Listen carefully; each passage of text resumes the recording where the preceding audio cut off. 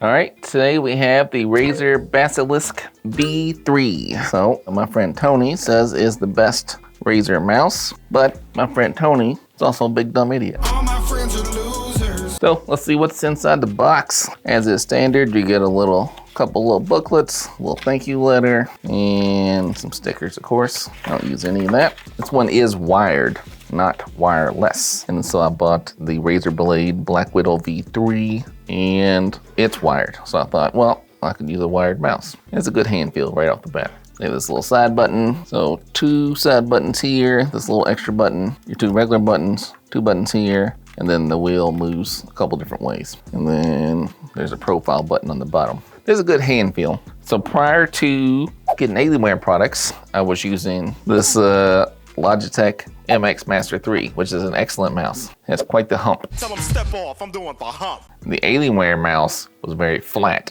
and so it was a little wonky for me to go from this to flat. And I noticed it didn't hurt per se, but I could feel it in my arm. So I kind of missed this guy, and then I thought, well, if the MX Master 3 feels better than the Alienware, maybe it'd be even better if I was to get one of these vertical boys like this. And I've been using this ever since. I bought this a while back. It is now October 28th. I'll post the date here about when I actually bought it, and I haven't opened it because this mouse is so great. But I do like all my blinky lights on my Razer products. So you can't get them to blink all together without having all Razer stuff. So here is the Logitech M720. I was using that before. I would say, yeah, so if you want to get all my Logitech boys next to it, right? So Logitech makes an excellent mouse, of course. So it is going to take some getting used to for it being 1, wired, and 2, not as hostile. But I guess we don't need to waste any time. Let's just get right to it. Let's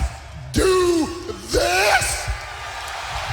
Here is a slightly annoying thing about Razer products. Even if you have Synapse, I run Synapse, I run Accent, but it doesn't always update the firmware the same way. Like you'll get updates to Synapse, and I've had it pop up on a device before that there's like an exclamation point that needs some kind of update, but for the most part, I don't think it does. So you have to go to this firmware page and look for stuff. And so like here is my mouse V3. We hit next. And so it is plugged in. If it wasn't plugged in, or you had the wrong device, like say I picked up the Essential and not the V3, it wouldn't recognize it because I did that with the laptop stand Chroma. So even though it says Chroma here, it's V2, and I don't have V2, I have the first gen. It just acts like it was connected. But this one recognizes it's connected, it can tell you the latest version. So I mean, it's a fairly simple process once you find the right page and look for it. There's nothing to notify you that you need to do this. So you kind of have to go through all your devices and just check this page every so often. Like nothing in Synapse told me I need an update. It's weird. Yeah, I have this thing too. That's 2020, so it's probably gonna be up to date, but let's just double check, I guess. And so I have this device, which I like a lot. I think it's a good device. All right, just quick check in from the future. What you've been watching was recorded in 2023. September 2023 is now May 31st, 2025, almost June 2025. I just wanted to say, while I did love this little charging pad, it doesn't really work anymore. It'll light up, but doesn't do any wireless charging. For a while, it would still work if I plugged it in just to an electrical outlet and use it as a wireless charger, but now it doesn't do that anymore. So at this point, it's just decoration. But it lasted a couple years, but not anymore. Oh yeah, see, it's just no update required. But I have no way of knowing without actually checking everything over here, right? So, I mean, that part is kind of annoying, but it does work. And there's also no place for my components. Yeah, so you can see on this firmware page, it doesn't list my Razer desktop components or the Thunderbolt dock. At least nothing I can see here that would have the dock itself, which I assume is just called Thunderbolt dock. Yeah. In Synapse, this right here, the Hanbo AIO, there was like an exclamation point one time, and it prompted me to download firmware. So maybe they have the ability to check automatically. I don't know, but I use Synapse every day. I use my Razer desktop every day. Not just use Razer Synapse, but I use Accent for the wallpaper. And so I'm in all these, and I check for updates all the time as well. Like I always just right click over here and check for updates. And it hasn't told me. Now I just had to update the, like today is September 13th. I just update the keyboard. I updated my Black Widow, and which was March 17th. So 6 months I've definitely looked for an update before. I've restarted my computer for it. It never gave me that update. And same thing with these is January 4th. And it's still, I was never prompted for that until I went to this website. So just something to keep in mind. All right, here is the Basilisk V3. It is now September 2023. So I've had this for over a year. I unboxed it. Didn't really show very much of it. And I've been using it wired the whole time.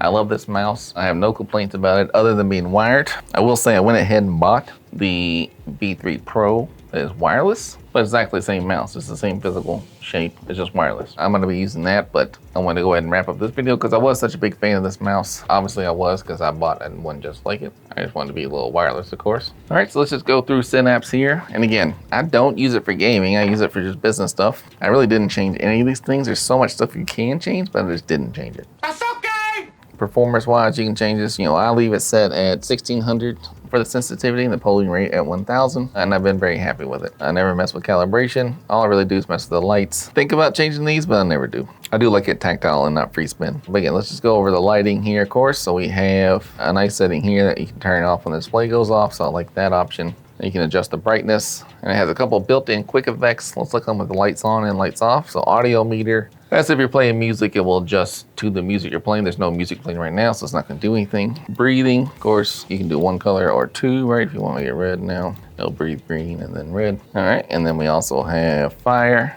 Again, fire's one of Razer's best. It's pretty unique, especially on there. You can see the Razer logo, doing a little something different than the band around the bottom. Reactive, so this really isn't gonna do much. I don't even know they'll do anything, really. Let's see if you move it, does it do anything? No, but not for the mouse, right? Oh, if you click the wheel, it does something. Yeah, I mean, I don't use a reactive anyhow, even for the mouse, so I don't really, it seems even less useful. Spectrum cycling, of course, that's pretty good. Pretty standard, you know, RGB stuff there. And then Starlight is cool, especially here you can change colors. So let's just do a blue, and then we'll do a purplish, lavenderish, I don't know. So you can see that's kind of blinking all over the place there, right? It's pretty good. Yeah, like that. And then of course we can change it to static, so it just be one solid color. You know, green, you can change the color. All right, we'll make everything in here, everything on your setup all one color, like red. The last one, of course, is wave. So it can go all the way around, which looks really good on the mouse. I gotta say, that band on the bottom is pretty bright. And then, of course, you can change the direction of the wave if you want to change it that way. So let's check it out after dark. Turn the lights off. Hope you don't get too scared. It's super dark. Hope I don't fall down. All right, so the audio meter, of course, we don't have any music playing, but breathing, this is where it looks pretty good, right? You got two different colors. There's the green, lights up pretty good. And then we have the red. Now on camera, it looks like it's really blurring out there, but it's not really. That's just the desk lighting off of it, right? But if you held the device up, it's just that band. The band is about even. It's not like it's really bright on one side of the band. It's just the way the desk reflects it. Fire, here's gonna be a good look, right? Yeah, so that's pretty cool. And then reactive, again, it doesn't really do anything unless you click a button, but I'm skipping that one. Spectrum cycling, of course, we know that looks good. And then Starlight. You can see that it doesn't have to be the same color, right? The wheel can be a color, and then the band will be part of a color, right? And then it bounces around. So it's pretty good. And then beyond that, we have static. So just one solid color there. Of course, you can change it to yellow. And then wave, which is obviously one of the coolest things they have. So one thing to note, even though this is really cool, and there's a lot of cool already pre-built features, there are some that are missing, like ripple is missing. Drinking my Ripple. Huh? What? And wheel, so that's wave, but wheel's missing. I'm gonna set my whole setup up so you can see all my devices together. So that's one of the benefits of going all in on Razer, which I have and my son has. We have all Razer ecosystem. All the lights sync up, they look great, and you can get in Razer Chroma Studio and do some really cool stuff. Or their app, Razer Accent, but we'll show you all that in just a minute. So let me get everything set up and we'll check them out. Back to 2025. So everything I just said and into that is true. Like I said, this is still the same PC that was my daily driver up until the last month, but I did upgrade it to a 5080 and also updated the RAM to G.Skill, which does sync with Razer. The MSI is supposed to, but it doesn't really work where it's kind of finicky, so basically don't. But the other things sync just fine, and I replaced. There's a Liquid 5080, so it has, those Razer fans are gone. But everything else is still Razer, and I upgraded the CPU from the 13th gen to the 14th gen. This is my whole Razer setup and given to my son, and I did buy him all the Fortnite products, and there's a Fortnite headset, so maybe we will actually finally use this for the intended purpose. So again, of all the Razer stuff I've used, the only thing that's really died is this little disc. Synapse sometimes gets funky. You know, in the earlier video we're recording in probably Synapse 3, but we're on Synapse 4 now, I believe, or a new version of whatever's in the video, and it works fine. And the PC works fine. You know, Razer gets a bad rap for a lot of stuff. Like right now, I'm building myself a Corsair PC. Yeah, that's it. I built this computer in 2023. It's now, like I said, 2025. Over 2 years with it. We upgraded it to a new GPU, a new CPU, new RAM, and I have a full-on Corsair PC that I built too. We'll compare Synapse and IQ. So, all right, thanks for watching.